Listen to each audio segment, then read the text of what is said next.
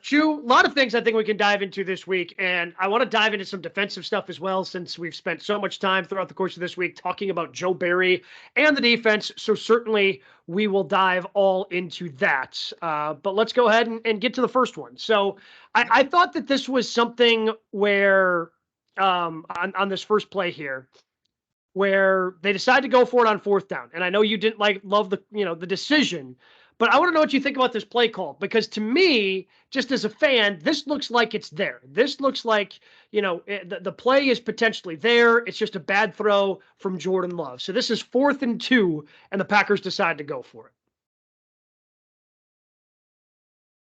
Okay, a little short motion. Yeah, that's just it's a simple Omaha route. I remember talking to you early in the season where this should be a bread and butter, and it's getting to the point where it was becoming a bread and butter. But if you look to the Giants game and as well as this game, this should be a touchdown. That's on Jordan. Good route. My only thing with Reed here is just a little slow. I know that other guy's got to clear out of there. Yeah. But it should just happen faster. You know what I mean? They're just playing slow. And I don't know whether the timing there threw Jordan off, because it is a 1-2, it's a 3-step drop and let it go. A bad technique by Jordan. If you look at him, he's throwing off his back foot. He's fading away. Yeah, you can see this from this angle. Just watch him. I mean, technically, he's very poor here, and he's not under duress. So I don't know why he does it. See what I'm saying? See the lean back, Gabe? Yeah. Mm-hmm. The lean 100%. back is going to cause the ball to rise, which it does. He doesn't step into the throw. He definitely had room there. It's just lazy. That's what it is. That right there screams to me lazy. And yeah, I don't know if it's because in Jordan's head if it's because Reed slow played it so much. I don't know if that threw him off with the timing of it, but it was just a poor execution, mostly on Jordan, but on Reed as well. All right, this first defensive play that I want to bring up. So this is 3rd down. This isn't. I mean, we don't need to break down when it's 3rd and 4 and they're playing 8 yards off.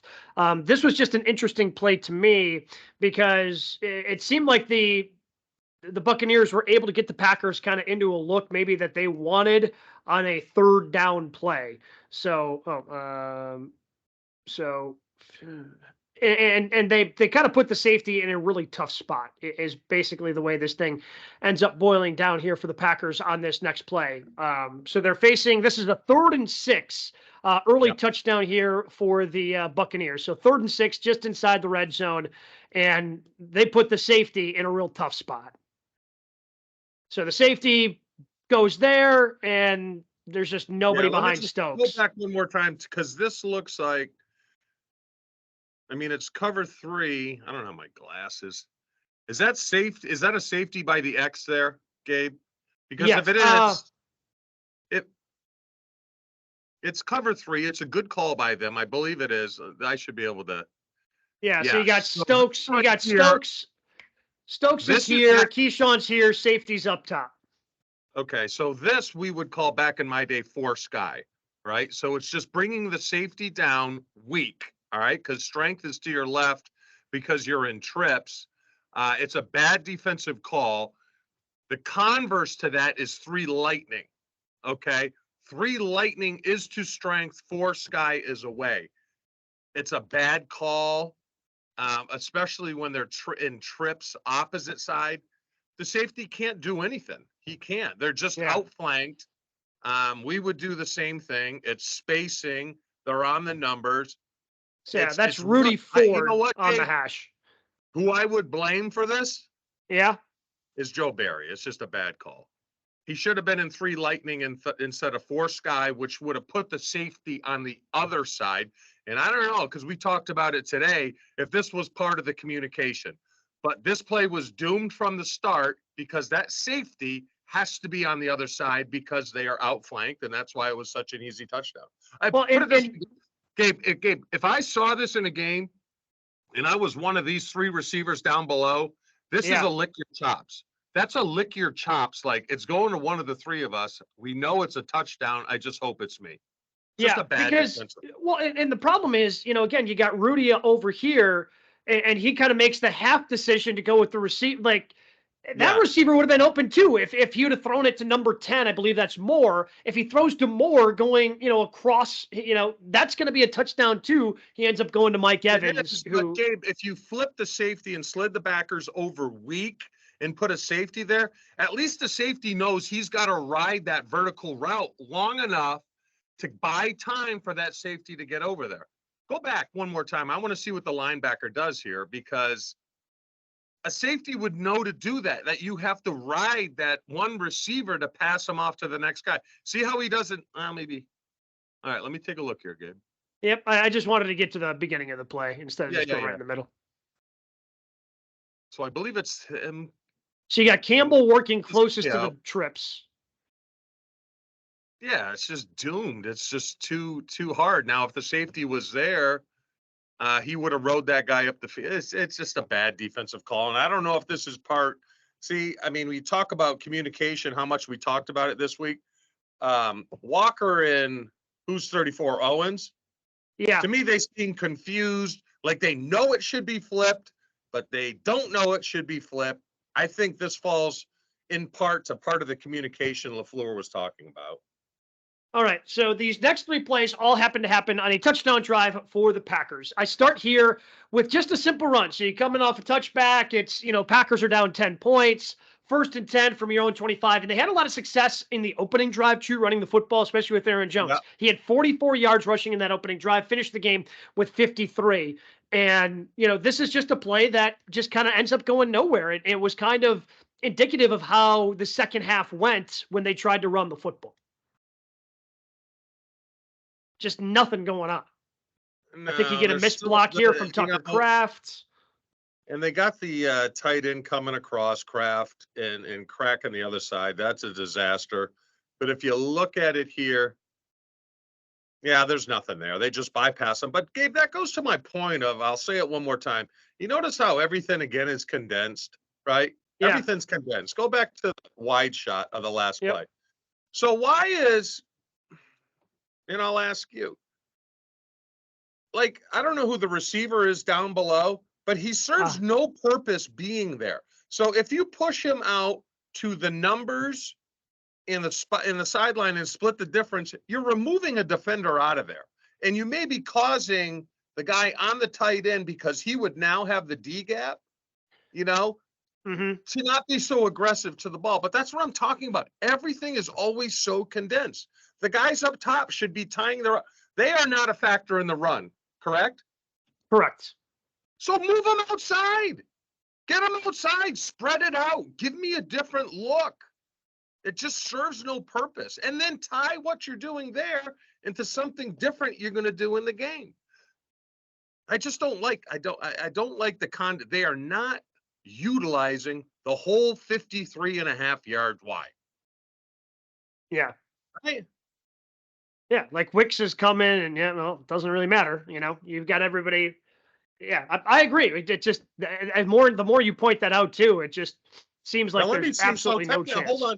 So here he's trapping here. So it's my guess is Zach Tom is responsible for that linebacker, and he just missed him.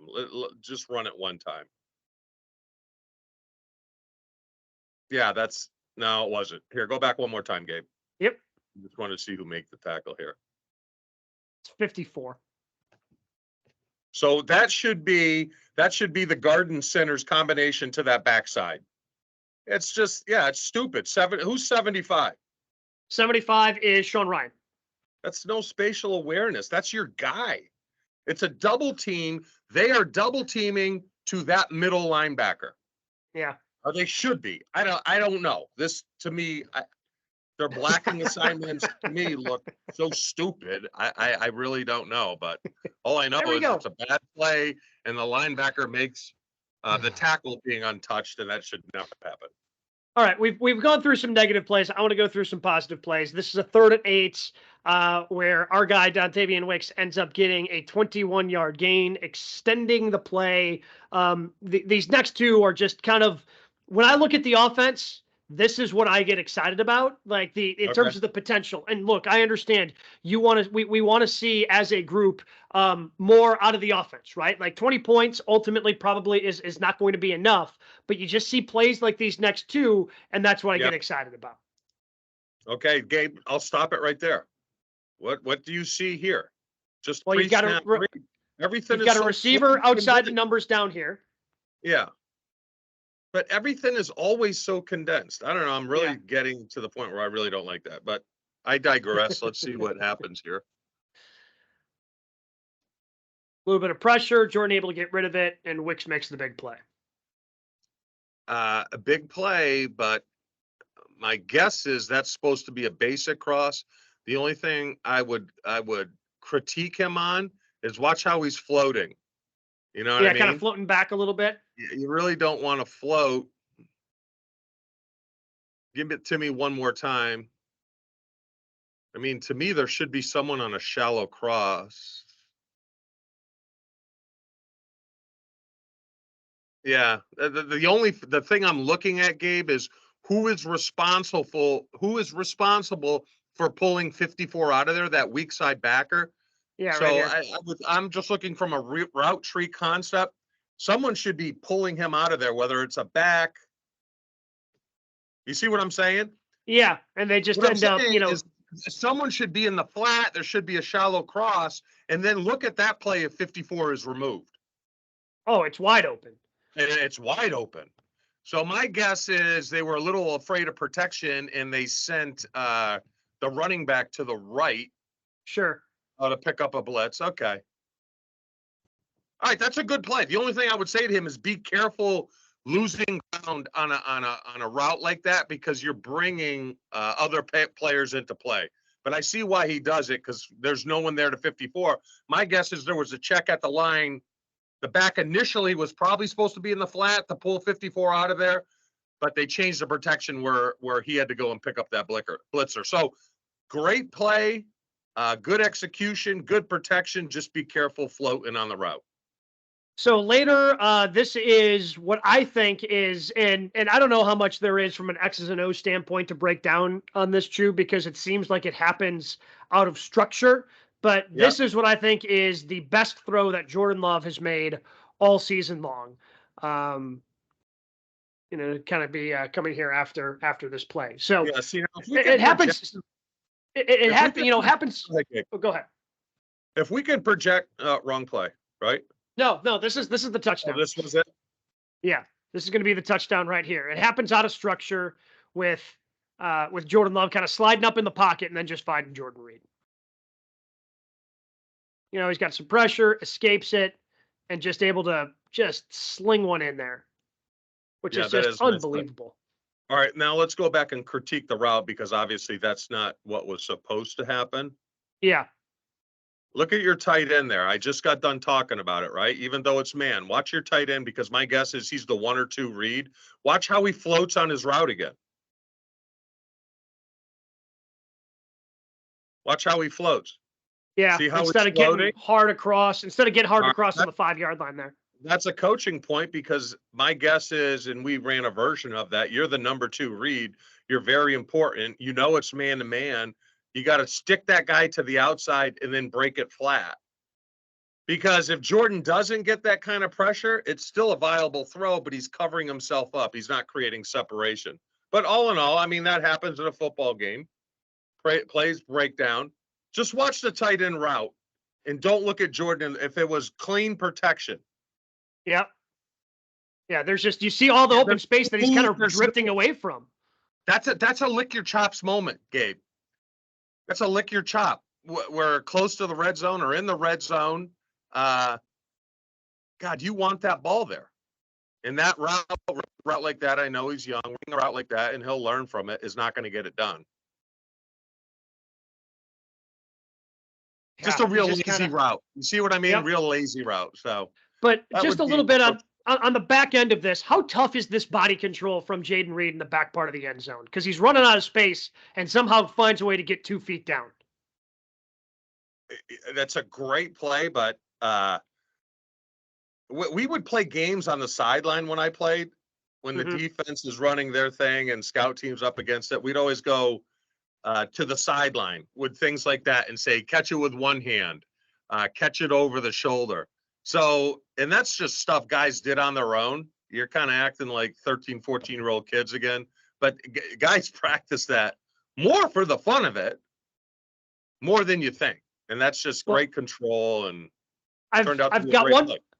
I've got one more play for you here, big guy, because it is Panthers week. And Josh, you sent me a tweet where there are a lot of fans. Anytime they think of the Panthers, if you're of a certain age, you probably think 1996 NFC Championship game. So tell me what the big guy's doing here. I know it's a little grainy, but this looks like a pretty good block on a play that kind of ends up sending you guys to the Super Bowl.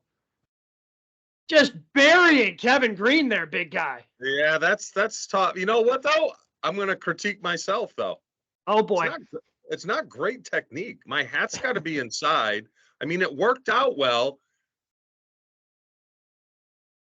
See how he gets it? Thank God he fell. That's not as good as you think. No, you're big and strong, big guy. You're a strong man. Yeah, I know. But yeah, that's how we Andy would probably give me a 0 there. Hey, great finish, good technique. Get your head inside to cut off that penetration. And of course, you're one of the first ones there to celebrate with Edgar after he gets into the end zone late third quarter, puts you guys up 14 in a game you won, I believe, by 17 points. That you won that one 30-13 over the Carolina Panthers. So, just some fun memories there for you, big guy. Now let's get back on track with a win at Carolina, right? All right, sounds good. We'll be back next week with another edition of We Can Reach You.